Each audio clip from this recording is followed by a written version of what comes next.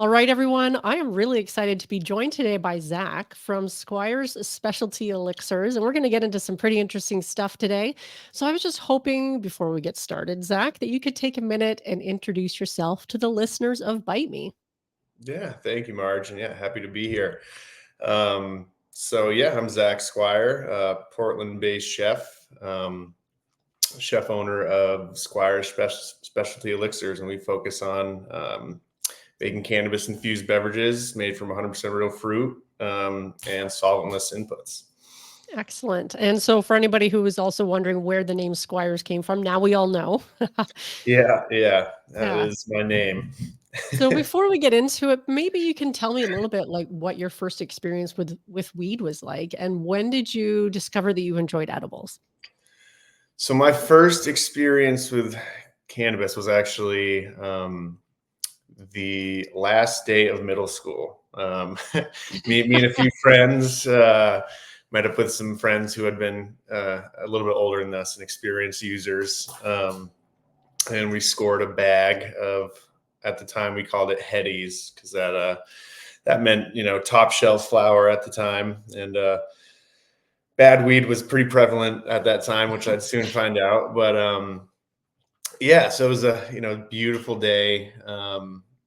Heading into high school. It was kind of just like a surreal kind of textbook first time smoking weed, and ended up going to a buddy's attic, kind of like that 70s show style of sitting in a circle, smoked out of a homemade 2-liter Coca-Cola bong. And Nice. yeah, got absolutely wrecked. Great first experience. We're right on the ocean. Ended up going to a classic kind of old school burger joint in my hometown called Gillies, and I just remember it definitely tasting the best it's ever tasted for sure. But yeah, that was my first introduction to cannabis, and I definitely started messing around quite a bit after that. Sparked my interest. Definitely fell in love immediately, and probably shortly after that, I tried my first edibles.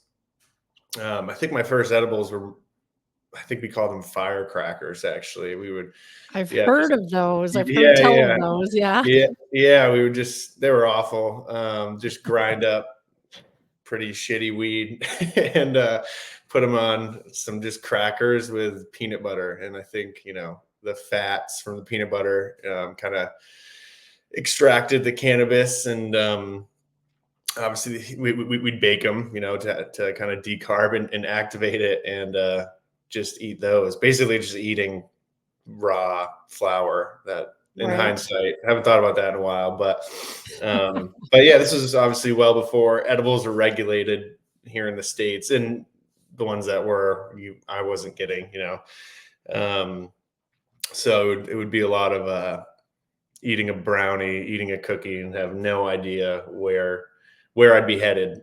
And it was Right. usually a pretty intense experience. So, because I'm sure some of those were hundreds and hundreds of milligrams. Right. Yeah, I've had some of those experiences too. I don't think I've ever tried a firecracker, though I've heard a lot about them.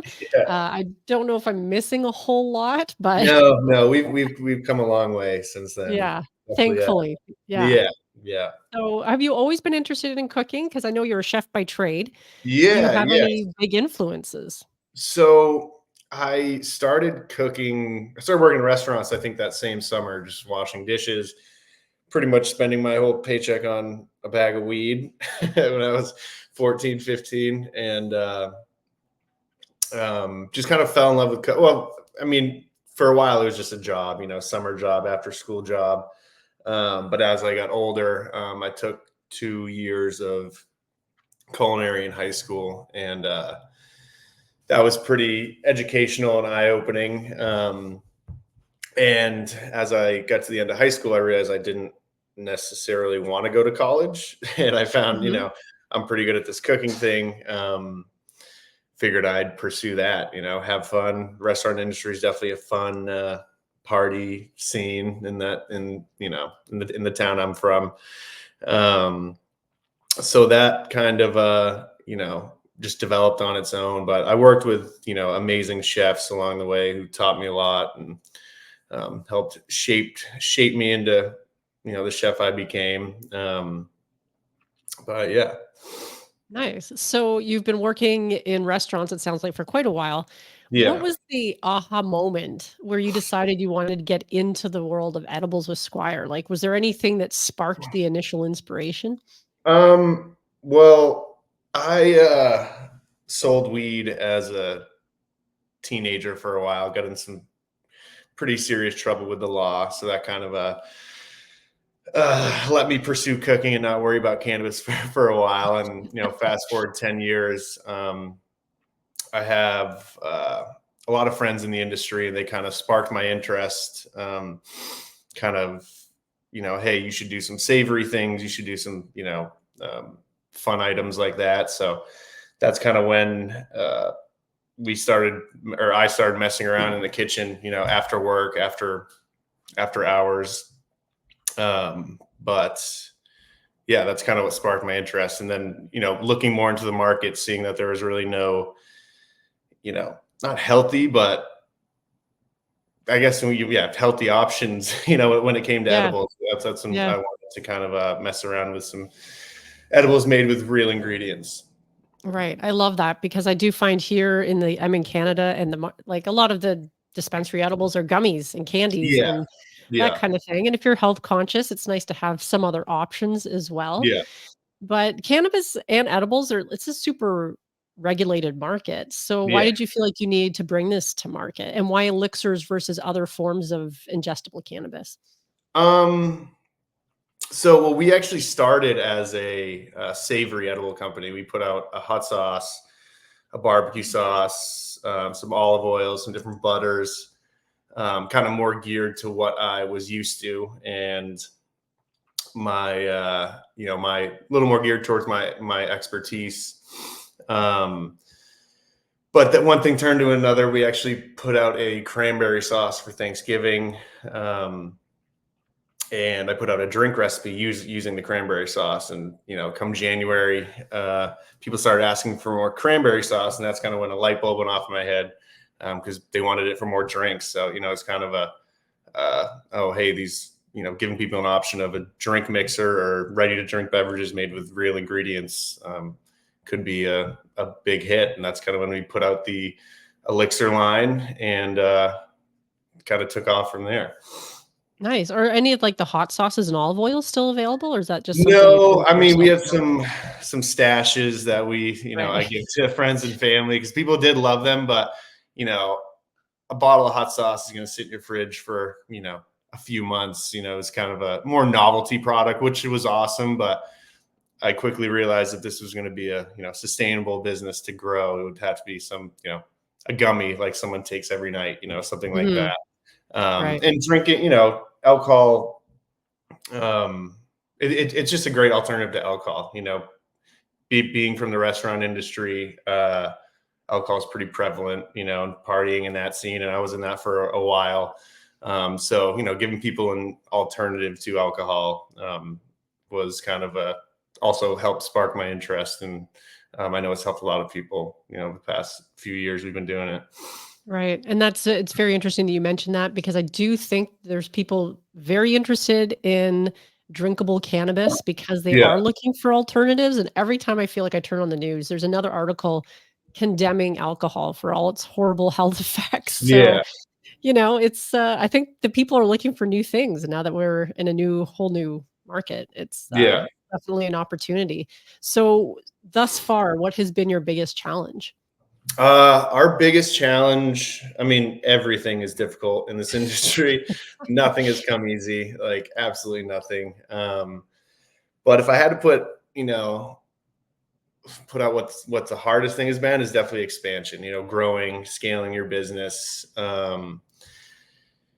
It's we've been in the main market. We started in medical, did that for a year or two, finally launched adult use. That was difficult on its own, and that was the same state. It's like its own separate business. And now we finally launched in Massachusetts, and that took a solid year and a half of finding the right partner, because we have a pretty specific product with um, priorities that not everyone else has. So we wanted to find the right partner who was down with our cause pretty much, and was also able. It's not an easy product to make either. So find someone who had a great team and could follow SOPs, and we found that in Temple Hill.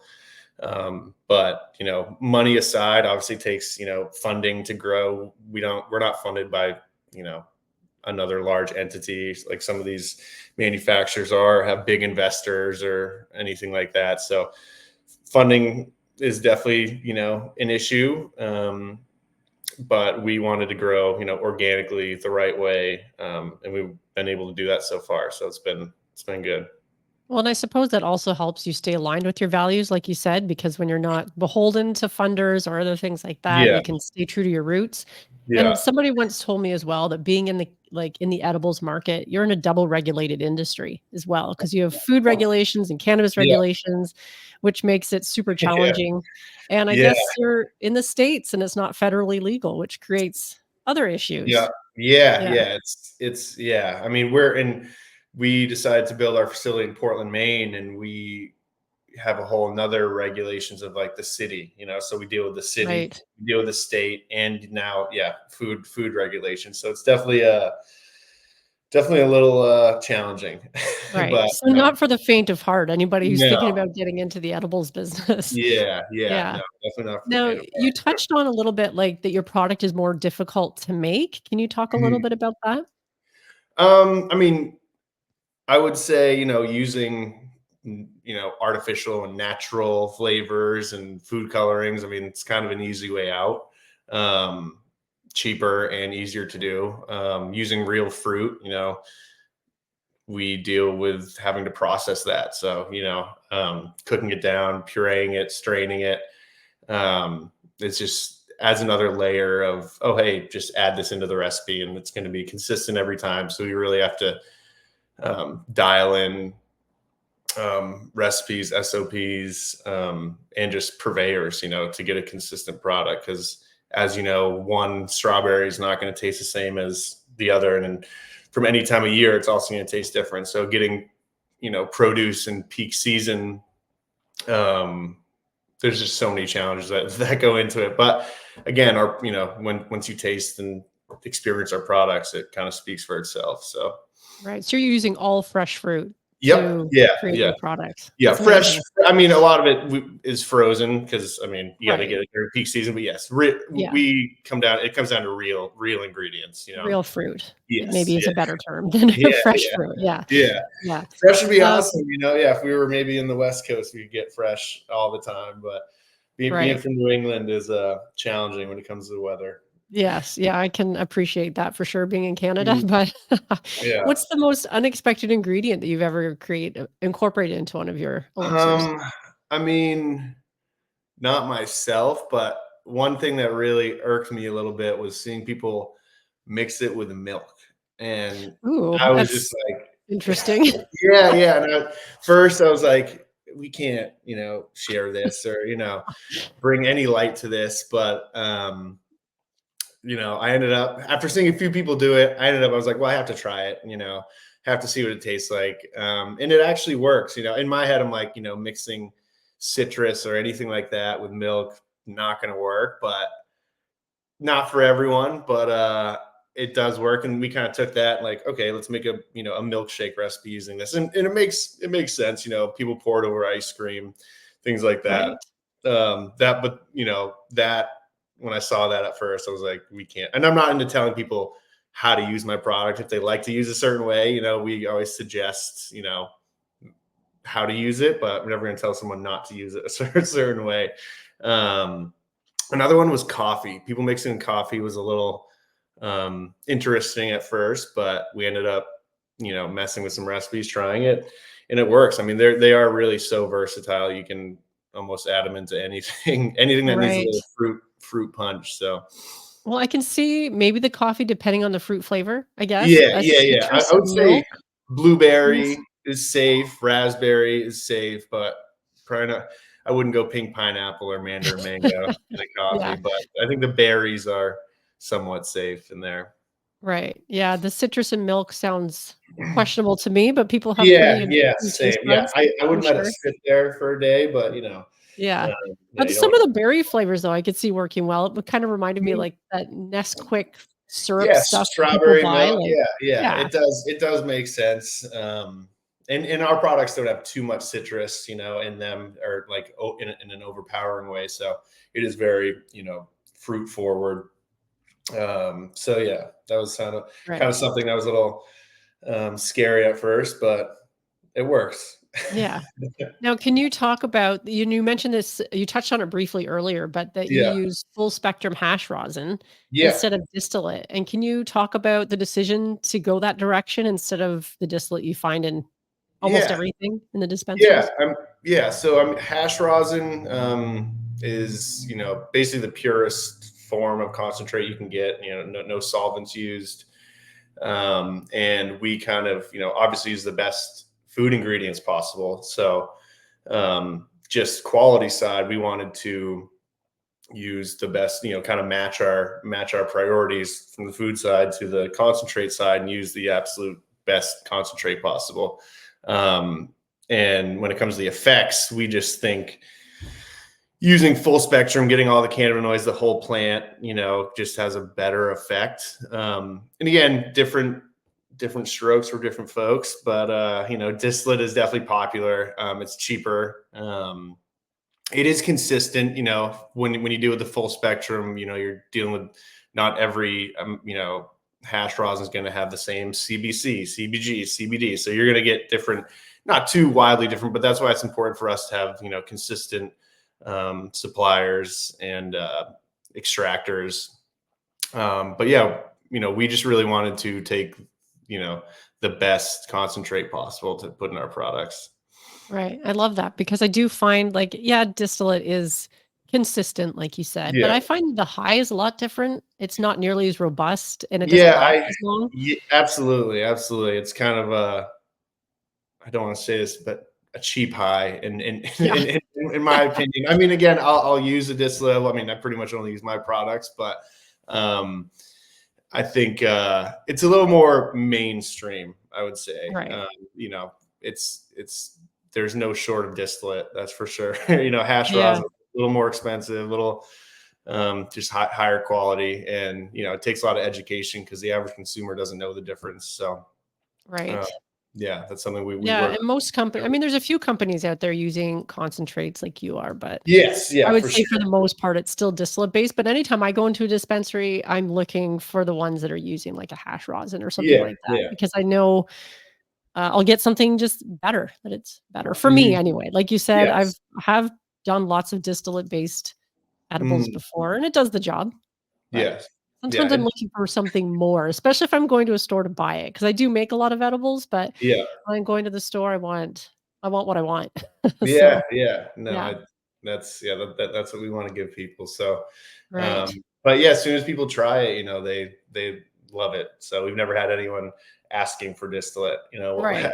after Of trying our course. product. So, Right. The proof yeah, is in the pudding, as they say. Now, does yeah. that mean like are your beverages like the elixirs, are they more like do they hit faster than they would if it was an eaten edible? Like do you Yeah, definitely they yeah. hit faster? Yeah, so we nano emulsifier products, which you'll see in pretty much every beverage nowadays.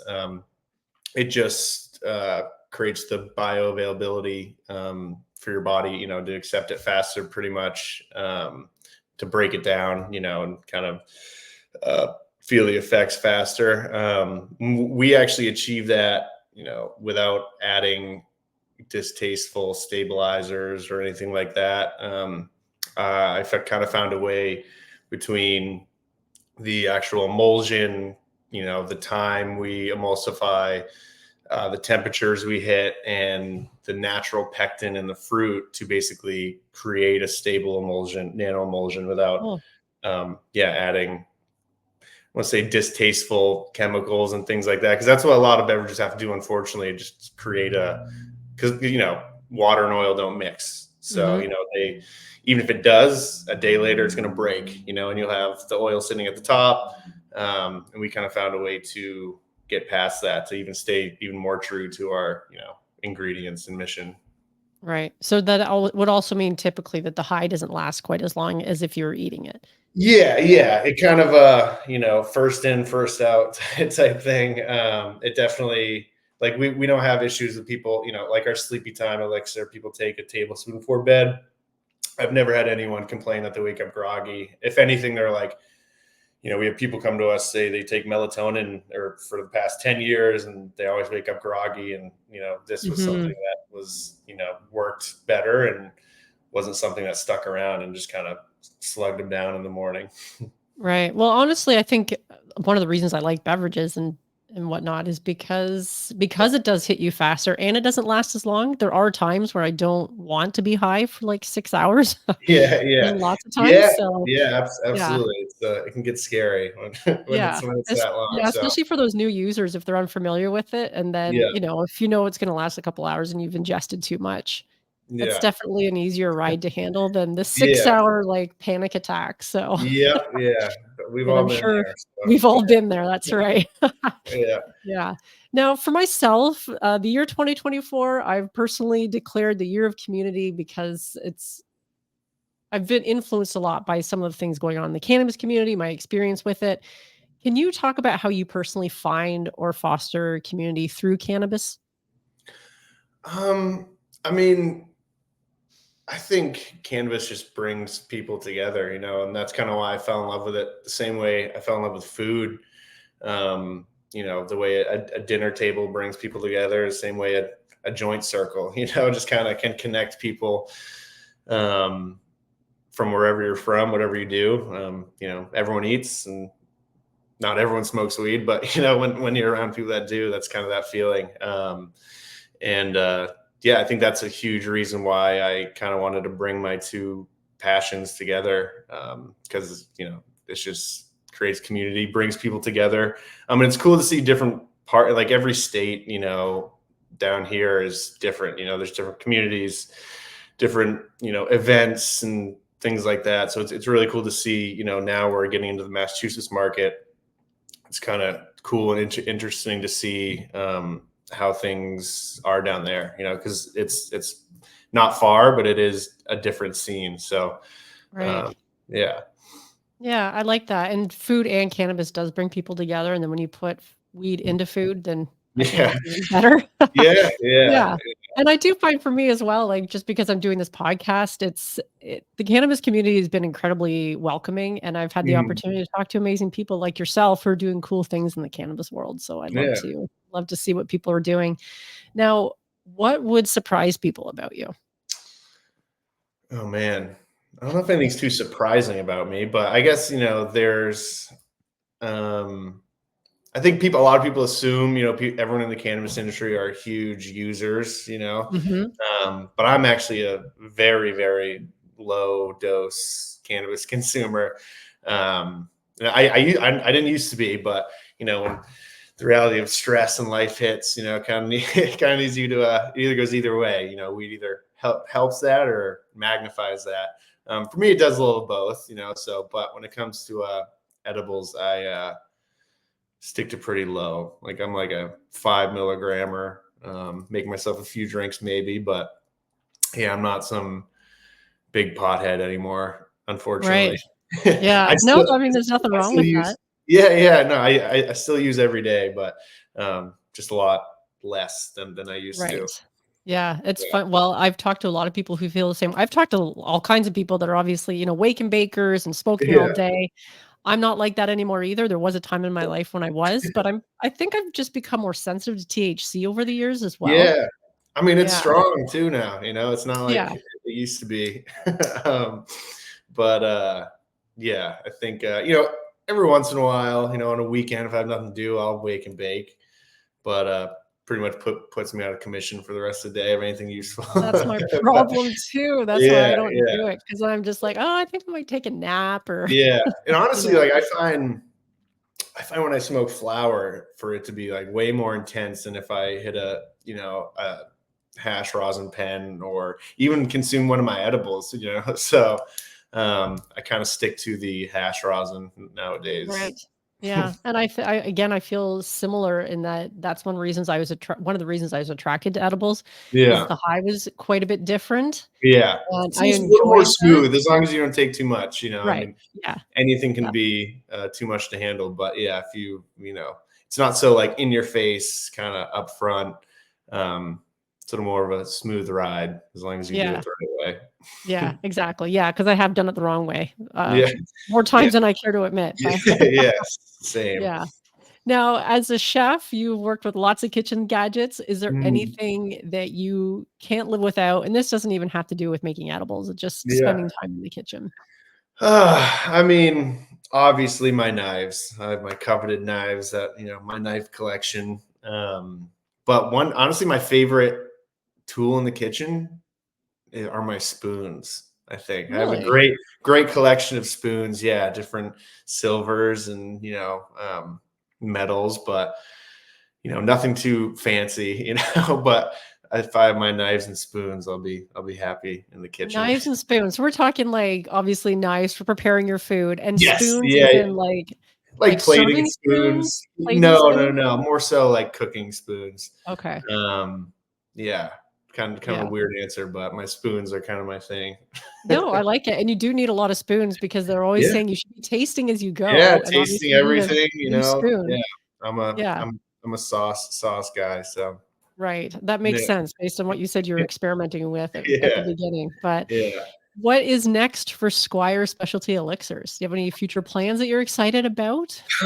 Yeah, I mean, in the short term, we're launching this spring a new, like as I mentioned earlier, we have our Sleepy Time product, but we'll be launching a new product called Squire's Go Time, Okay. and it's got a blend of uh, THC from hash rosin, THCV, which is kind of a good upper cannabinoid, Yes. good for focus and things like that, appetite suppression, and then also CBC, CBG in there, as well as caffeine from yerba mate. Oh, So nice. yeah, it's going to be a white peach and apricot kind of yerba mate mixer. Still nailing it down. We've done a few trial runs. I'm trying to pack a little bit more caffeine into it.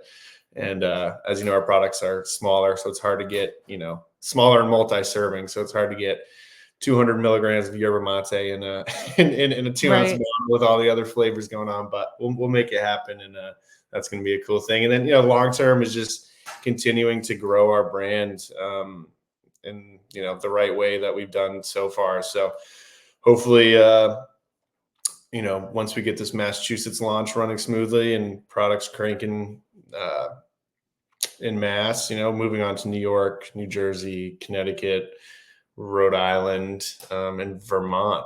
I think that's kind of our goal. Just kind of take over the Northeast and expand from there. We've had lots of interest of people wanting to make it in California and Colorado and other states, but that's just too far of a stretch for me right now. I think I really want Mhm. to do things the right way. I'm not looking to, grow it as fast as possible. As they say, the cream always rises to the top. So, we're doing things the right way and just gonna grow it organically and yeah, do it the right way. Yeah, I love that, and you mentioned the yerba mate for people who are unfamiliar with it. My understanding I have yerba mate, it's a tea, Yeah. it's Yeah. highly caffeinated, but it doesn't give you, like, the jitters that a lot of people experience with coffee, for instance. Yeah, yeah, and everyone's different. To be honest, I don't drink much caffeine. I drink mushroom tea, every morning. Oh, nice. So Okay. yeah, I've moved away from caffeine, but I know it's a huge commodity. So and people love It it. So is. trying to give Yeah. people a product that again stays true to our ingredients and our mission. And yeah, putting a caffeine concentrate really isn't that. So we wanted to kind of brew organic Brazilian yerba mate leaves, turn that into a concentrate, and kind of use that as a mixer. That sounds beautiful, and I like the sounds of you trying out with some of these, like, alternative cannabinoids, like the Yeah, THCV, 'cause I know a couple people that were in the States and they tried some THCV flower, and yeah, they're like, it was amazing. yeah. It's Yeah. definitely a new, it's a new not new cannabinoid, but one that's kind of catching on right now out here, at least on the East Coast, and people are starting to explore it. I think it's great.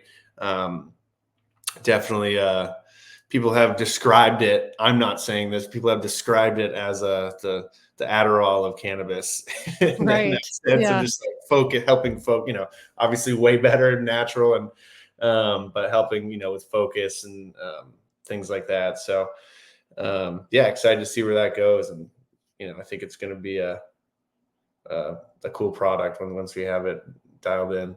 Yeah. Yeah. It sounds like you have an exciting year ahead of you. Now, where Yeah. can people find you out in the world?